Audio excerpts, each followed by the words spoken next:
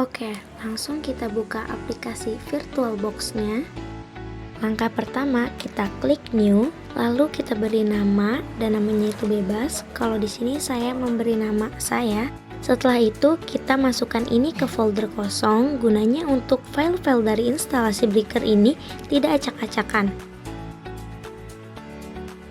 Lalu tipenya kita pilih Linux dan versinya Other Linux 64-bit. Setelah itu pencet Next. Dan di sini saya mengisi memorinya dengan 2000 MB dan harddisknya saya memilih Create a Virtual Hard Disk Now karena kita perlu membuat ruang virtual baru yang akan digunakan oleh sistem operasi si Breaker. Nah, di sini kita memilih tipe filenya yaitu FDI atau VirtualBox Disk Image.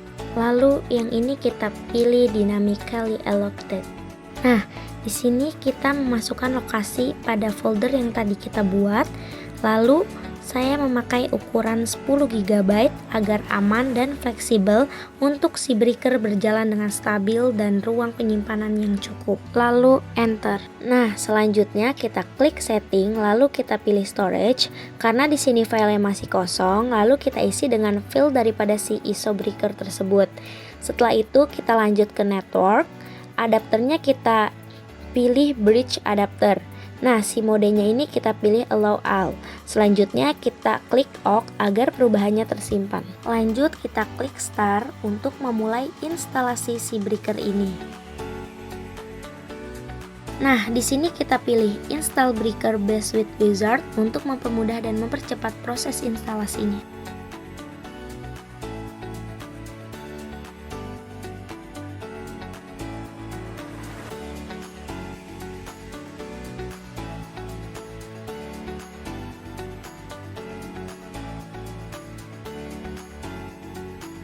Nah, di sini kita diminta untuk memilih zona waktu dan kita klik yang select from world with list, lalu kita cari Jakarta. Nah, di sini kita pilih yang use and treat this dan kita enter. Dan ini enter lagi. Nah, ini kita pilih yes.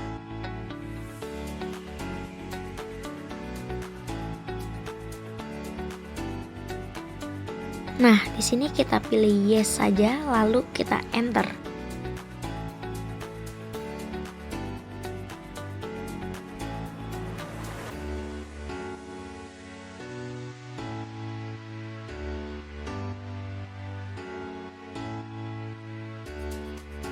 Nah, di sini kita ketik root pada loginnya dan passwordnya adalah Breaker. Selanjutnya ketik v/etc/network/interface, lalu enter. Nah, di sini kita akan mengatur alamat IP dan saya di sini mengaturnya secara statik. Dan jangan lupa kita pencet I pada keyboard agar kita bisa merubahnya. Jika sudah, kemudian pencet escape, lalu shift dibarengi oleh titik 2 dan ketik weki tanda seru, lalu enter. Selanjutnya ketik service networking restart, lalu enter. Jika kita ingin mengetahui apakah IP-nya sudah terganti atau sudah terhubung, kita ketik IP A untuk mengecek IP tersebut. Jika IP-nya sudah terganti sesuai dengan yang kita atur, selanjutnya kita lalu klik Windows R dan ketik ncpa.cpl lalu OK. Di sini kita cari adapter yang terhubung dengan si VirtualBox ini. Karena tadi saya menggunakan bridge adapter dan nama adapternya itu Realtek, maka kita pilih yang Realtek. Dan selanjutnya kita klik lalu pilih Properties, lalu klik Internet Protocol versi 4 dan di sini kita atur IP-nya sesuai dengan kelas IP yang tadi kita buat saat instalasi Breaker. Hanya saja oktet keempatnya kita bedakan angkanya. Kemudian di sini kita isi subnet mask dan gateway-nya. Lalu klik OK agar perubahan tersimpan.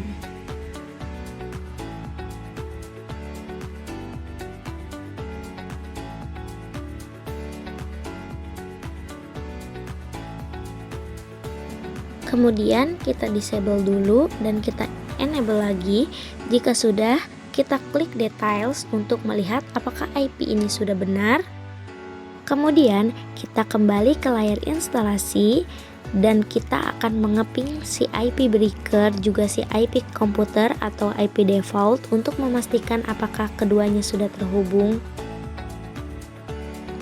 Dan selanjutnya juga kita akan mengeping si IP breaker dan si IP komputer ini di CMD. Kemudian kita masuk ke Chrome dan ketik si IP breaker di kolom pencarian. Lanjut kita pilih Advanced dan klik IP-nya. Di sini kita memasukkan username dan password.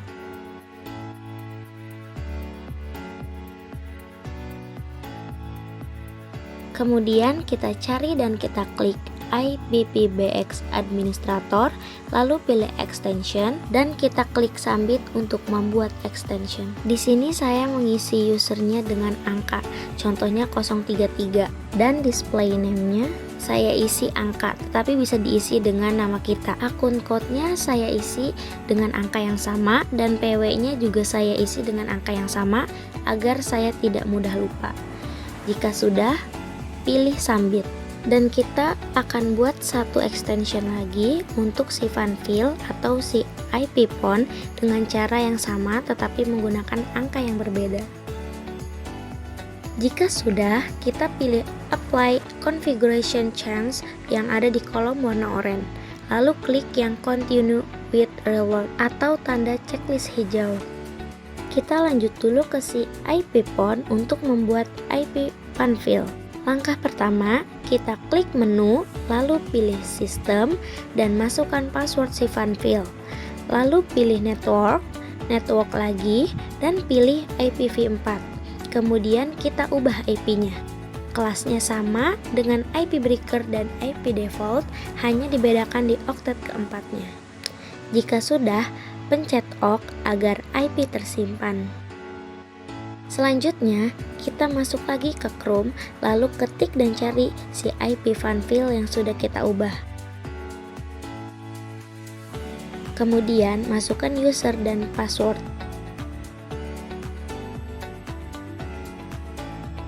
Lalu, di sini pilih line dan kita akan mengubah username dan extension kedua yang tadi kita buat dan kita samakan dari username, display name, authentication user, dan passwordnya sama dengan extension kedua tadi. Dan di server addressnya kita masukkan IP si breakernya. Jika sudah, klik apply. Nah, jika berhasil, lampu merah di si FunFill akan berubah menjadi warna hijau. Selanjutnya, kita masuk ke aplikasi Zoiper.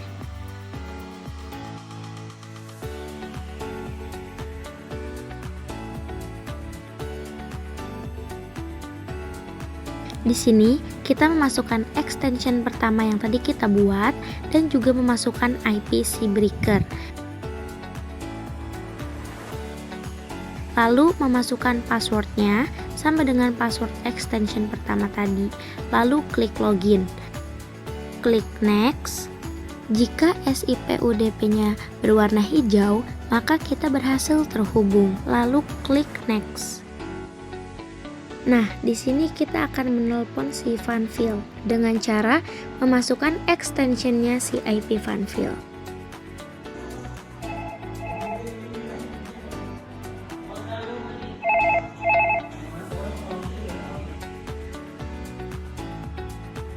Oke, segitu saja tutorial dari saya.